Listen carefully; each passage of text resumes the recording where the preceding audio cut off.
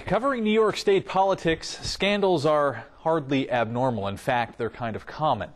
But few have seen what we witnessed yesterday afternoon when Congressman Anthony Weiner took to a podium in Manhattan. Joining me to talk more about this and everything that's happening at the state capitol are the insiders, veterans of state politics who join us each and every week. With me tonight are Steve Greenberg. Steve used to be the communications director for 2 Assembly speakers, now a pollster with the Siena Research Institute. And we're also joined by Dave Catalfamo. Dave's the former communications director for former Governor George Pataki, now a partner at Capital Public Strategies. Gentlemen, thanks for your time tonight. Always great, Ryan. Thanks. So let's start with the Weiner business. Steve, have you ever seen, first of all, have you ever seen anything like this? Well, it was truly the most bizarre half-hour press conference that I think I've ever seen before. But look, I mean, this is the second congressman in New York State this year to talk about pictures being sent through social media. It's a really sad situation.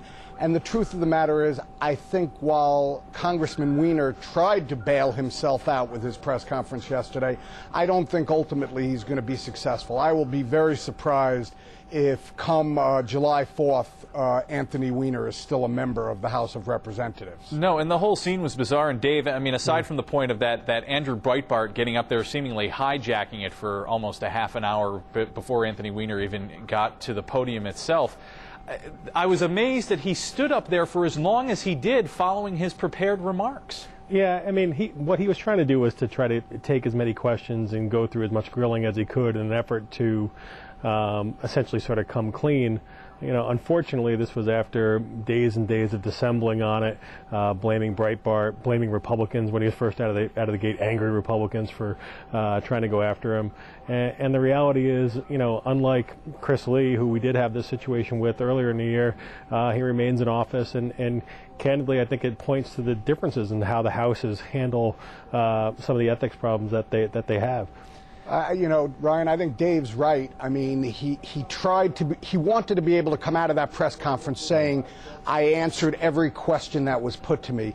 But the bigger issue, and Dave just said it, the bigger issue, it seems to me, and I think to most voters, is not the fact of what he did.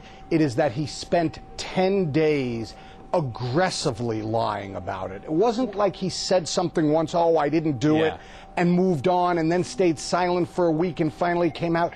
For a week, he was doing one-on-one media interviews every day saying what we now know to be blatant lies. And I think the voters have a problem with that. Let's just say, you both are communications experts. You both have worked with members of, political entities and telling them what to say, how to say it. How have these guys not learned to get in front of the story? Oh, I mean, look, I mean, part of it's communications and part of it's, having a capability of telling the truth. I mean, after 10 days of dissembling and trying to blame everyone else, but looking in the mirror and seeing what you're doing is wrong, ultimately that's up to the individual politician, and no counsel, no guidance is going to move them ahead of a story like that. And look, candidly, it seems like, I think the congressman thought that he was going to be able to skate through and bury it in the weekend, and then once he didn't, it kind of unraveled and got away from him. And Dave, I would bet you would agree with me on this one. The irony in all of this is it happened the Friday before Memorial Day weekend. He had the perfect ability to hold that press conference that he held yesterday on the Saturday of Memorial Day weekend and bury this story, admit to what he did, and move on, and it would have gotten lost, and it would have been long since over by now. Yep. He stood there defiantly saying that he's not going to resign. Both of you seem to think that that's inevitable at this point. I don't actually think that. Right? No. I think that if Congressman Weiner decides that he wants to run for re-election, I think he would stand a relatively decent chance of winning re-election. I think actually really the onus is on the New York political establishment. Look, the dean of New York's Democratic delegation is Senator Schumer. The congressman is a protege of Senator Schumer. Thus far, the senator has not disowned the congressman. He has not told him to step aside. Within 24 hours of the Chris Lee incident, he was out of office. John Boehner didn't say a lot, but the fact of the matter is that we moved on and we And while ultimately we don't have that seat today, we have one less member of Congress. And I think that what's missing is leadership on the House side to try to clean up these issues. Well, I don't think any New York Democrat that I've seen has come to Congressman Wiener's defense. Not to his defense. No, but you're right, David. They have not been actively pushing. But I will be very surprised if Congressman Wiener gets to hold on to that title for very much longer. Moving on now, let's move on to get back to some local stuff here. And the ethics deal announced at the state capitol. Does this really change anything? Dave, let's start with you. Yeah, I think that there's some very significant disclosure requirements. I think the elements of the bill that pertain to pension forfeiture are very good. I think that having to disclose clients and income is exactly what's been needed so far as sanitizing some of the relationships that are out there. And I also think that broadening some of the disclosure with respect to contact on bills and being in front of public agencies is all good. There's been a lot of talk that this is not a strong enough bill. The Times editorialized today that they would have liked to have seen a stronger bill. The fact of the matter is that the Republicans last year did not vote on Governor Patterson's bill, and the bill that is going to be passed, as we understand it, is a much stronger bill. So, I don't think that we should let the enemy be the perfect of the good. Steve, are you happy with how it was shaped? The former Governor Eliot Spitzer, created that Public Integrity Commission. That, in a sense, is being wiped out, moving in this new panel with picks from the governor and picks from the Senate and the Assembly for those who will sit on this panel. Is that the wise way to go about it? Well, I think it's about time we got rid of the Ethics Commission, the Public Integrity Commission that as it exists right now.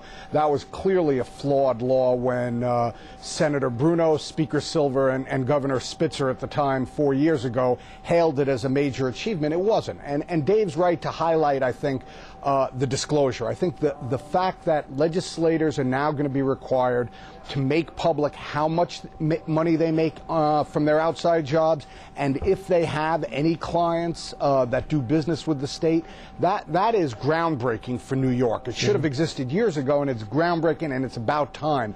I think there are problems in terms of the way they have structured the membership of it. But remember also, this is the first time we are going to have a commission that has the ability to look at two separate branches of government, the executive and the legislature. And I think the public is going to hail this. Look, we know from Siena polls and other public polling that voters overwhelmingly wanted ethics reform. They will, I believe, consider this real ethics reform, and I think it is real ethics reform. But not only that, but it's also, and correct me if I'm wrong, creating a database for lobbyists as well. That's right. Absolutely. Yep. All right, moving on now to property tax cap and rent regulation. A lot of folks talking about the tax cap, and Stephanie Miner, Mayor of Syracuse, who joined us earlier on the show, talking about this and seeing that if this gets passed without addressing that mandate relief, which she and a lot of the upstate leaders and county executives have been pushing for a long time, seems just kind of a symbolic gesture. But if the tax cap passes, and it seems that it may, does that not open the door for mandate relief automatically? I think the legislature and the governor will be hard-pressed not to do meaningful mandate reform. It probably won't come this year, or at least at the end of this regular session. Maybe it'll come in a special session later in the year, or more likely at the beginning of next year's session, or as part of the budget next year. Remember, if they pass the tax cap, and I think the legislature will before they leave, it doesn't take effect till the following year. So there is time to get mandate relief done. I think the governor and the legislature will be hard-pressed not to do mandate relief if, in fact, they pass this tax cap into law, as I believe they will. Yeah, and I agree with Steve, and I'm kind of stumbling a little bit because the conservative Republican in me enjoys and likes the philosophical principle of starved government. The problem is starving local government. 90 cents out of most dollars spent by county government is actually mandated from the state. So you're basically starving county governments on that extra 10 cents, and they're going to have to find efficiencies in there. And there aren't a whole lot of efficiencies to be found in 10 cents on the dollar. So while philosophically I think it's the right direction. The reality of it is that I'm not quite sure it's going to be very effective in actually bringing about the kind of tax relief that people need and want without a serious sort of debilitation of services on a local level, whether that be to senior centers and daycare and things like that that are provided by counties. So I would expect to see a real dramatic drop-off in county services, and it doesn't do anything to address spending on the state level, which is really mandating. And it'll be interesting to see, Dave, after a couple of years, assuming you're correct, after a couple of years, how do voters then feel about the tax cap? Will they be as supportive of it then when they see reductions in services as they are today? Well, that's just it. And you have people that say, well, I'm tired of paying taxes. I pay too much in taxes. But, everybody demands services from their state government, from their county government. So where's the give and where's the take here? We're going to find out. and look, I mean, the reality is that some of these counties have fund balances. Some of these counties can certainly make efficiencies. But, it's wrong to think that there are a lot of spending that can be cut on the county level because, again, 90% of, I know Monroe County, Oneida County, Onondaga County, Westchester County, all those counties, 90% of their spending is mandated. So now, at the end of the day, you're going to basically force them to make their savings in the 10 cents on the dollar, and that just doesn't add up. On the school district side, I think it's going to be a little bit different. And I was just going to raise that. I mean, it's not just counties, it's towns, villages, cities, but it's also school districts. And how will voters react when certain school districts, and certainly not all, but many school districts may be forced to eliminate optional programs, eliminate sports, make class sizes bigger as a result of a tax cap unless school districts are given another way to get relief and save money. That's going to make a very interesting situation to see how voters react to that. Well, in time on this legislative session rapidly running out, and I know Speaker Silver, if the tax cap goes through, he wants to see that tied in, of course, with the rent regulation for his constituents down in Manhattan. Does this get done by the time they're done for the summer? I'd be shocked if it doesn't. I believe that we will have a renewal of rent laws that are strengthened and a property tax cap. And if we don't have one, I don't think we get the other, because I don't think the Assembly is going to pass a tax cap without first seeing that they have an agreement on extending the rent regulations for 1 million apartment units, mostly in New York City, but not exclusively. I agree with Steve and wholeheartedly, and I think the message that I think will be taken away from the session is, number one, that Governor Cuomo was at a very successful session, but two, that the state legislature and the governor can work together and get some important things done, and that's something that's been sorely missing from Albany for a few years now. And I think that that'll be a positive message for them to all go home with. I think you're right, David, as long as they can turn these so-called announced agreements into actual passage of legislation. Yep. Well, that's just in the last couple of minutes, guys. What do we see before the end of session? You think the tax cap regulation is going to go through? Do we see a vote on gay marriage?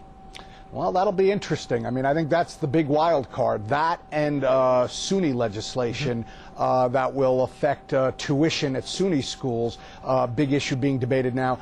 I don't know. I don't know if Senator Skelos will bring the same-sex marriage bill to a vote on the floor of the Senate. And certainly the governor and the advocates, the majority of the advocates for same-sex marriage, are saying don't bring it to the floor unless we know we have the votes to pass it. And that seems to be very much in doubt at the moment.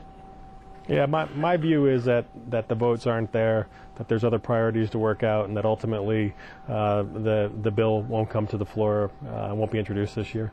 But ultimately a pretty successful session, you think, all around? You think Andrew Cuomo rides out of this with his numbers staying high?